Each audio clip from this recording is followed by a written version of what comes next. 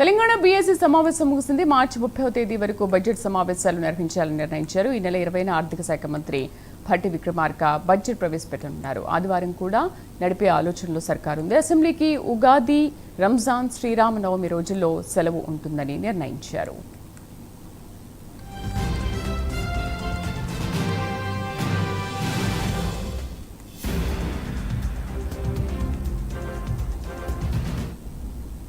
Telangana BSc సమావేశం ముగిసింది. మార్చి 30వ తేదీ వరకు బడ్జెట్ సమావేశాలు నిర్వహించాలని నిర్ణయించారు.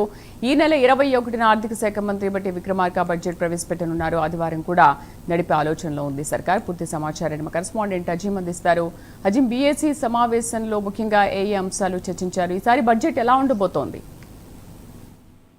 స్పీకర్ జగన్ ప్రసాద్ అధ్యక్షతన బీఎస్సీ సమావేశం కొద్దిసేపటి క్రితం వచ్చింది. ఈ సమావేశానికి కాంగ్రెస్ పార్టీ నుంచి శాసనసభ వ్యవహారాల శాఖ మంత్రి ఉన్నటువంటి శ్రీధర్ బాబు, పొన్నం ప్రభాకర్, అలాగే విప్ ఉన్నటువంటి బిర్లా ఎలయ్య, అలాగే ఎంఐఎం నుంచి ప్రొఫెసర్ మొయినుద్దీన్, అలాగే బీజేపీ నుంచి ఎర్రెడ్డి మహేశ్వర్ రెడ్డి, బీఆర్ఎస్ నుంచి హరీష్ రావు, వివేకానంద గౌడ్, అలాగే ఎంఐఎం నుంచి మన సిపిఐ నుంచి కుణంనేని సమస్యలు అందరూ కూడా ఏదైతే సమావేశానికి హాజరయ్యారు. మొత్తానికి బీఎస్సీ సమావేశంలో ఈ నెల 30వ తేదీ వరకు కూడా ఏదైతే సమావేశాలు నిర్వహించాలని చెప్పి కూడా ప్రభుత్వం భావిస్తున్నట్టు స్పష్టమైంది. సో ఈ నెల 20వ తేదీన ఆర్థిక శాఖ మంత్రి డిప్యూటీ మినిస్టర్ గా ఉన్నటువంటి భట్టి విక్రమార్క ఈ రోజు శాసనసభలో ఏదైతే బడ్జెట్ ని ప్రవేశపెడతారు. అలాగే అటు మండలిలో శ్రీధర్ బాబు బడ్జెట్ ని ప్రవేశపెడతారు. సో ఇటు సభ్యులు మాత్రం అంటే బీఆర్ఎస్ ప్రతిపక్ష నేతలు మాత్రం ఖచ్చితంగా సభను 15 రోజుల నుంచి 30 రోజుల వరకు నిర్వహించాలని చెప్పి బీఎస్సీ సమావేశంలో డిమాండ్ చేసినట్టు మనకు తెలుస్తుంది. అయితే 30వ తేదీ లోపే ఖచ్చితంగా అప్రోప్రియేషన్ బిల్ ని పాస్ చేయాల్సినటువంటి అవసరం ఉంటుంది కాబట్టి, లేదంటే జీతభత్యాలు ఇవ్వడానికి కానీ, సంక్షేమ పథకాలు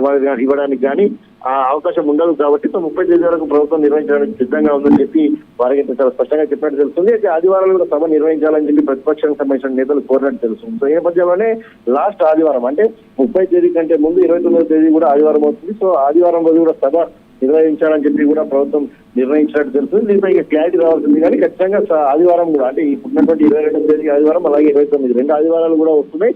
సో ఈ రెండు ఆదివారాలు నిర్వహించాలా, లేదంటే చివరి ఆదివారం నిర్వహించాలా దానిపై ప్రభుత్వం ఒక నిర్ణయం తీసుకునే అవకాశం ఉంటుంది. ఇక దీంతో పాటు ఈ 30 మనం చూసినట్లయితే ఈ రోజు నుంచి 30వ తేదీ వరకు అంటే 3 సెలవులు కూడా వస్తున్నాయి. దీంట్లో ఉగాది, రంజాన్, అలాగే శ్రీరామనవమి 3 హాలిడేస్ కూడా వస్తున్నాయి. సో సభను ఎక్కువ రోజులు నడిపితే బాగుంటుందనే అంశాన్ని, అలాగే ఒక పూర్తి స్థాయిలో ఎలా సభ అంటే క్వశ్చన్ అవర్స్, 0 అవర్, అలాగే పదులపై చర్చలు ఉంటుంది, అలాగే స్పెషల్ డిబేట్స్ ఉంటాయి. సో ఇవన్నీ అంశాలను కూడా ప్రభుత్వం పరిగణలోకి తీసుకొని చర్చ నిర్వహించాలని చెప్పి కూడా ప్రతిపక్షాలు పట్టుబట్టినప్పుడు కూడా మొదలైతే మనం 30 తేదీ వరకు సభను నిర్వహించుకుందాం, దాని తర్వాత ఇంకేమైనా సభలో ఇంకా చర్చించాల్సిన అంశాలు ఏమైనా ఉంటే అప్పటి వరకు ఆలోచిద్దామని చెప్పి ప్రభుత్వం వారికి చెప్పినట్టు. సో ఈ నెల 30వ తేదీ ఏదైతే అప్రోప్రియేషన్ బిల్ ని ప్రభుత్వం పాస్ చేయాలని, సో 30 తేదీ తర్వాత సభ ఉంటుందని అయితే అనుకోవడం లేదు. ఖచ్చితంగా ఈ నెల 30 తేదీ వరకు సభ పూర్తవుతుందని చెప్పి కూడా భావిస్తున్నారు. Sridevi. Right Azeem, thank you.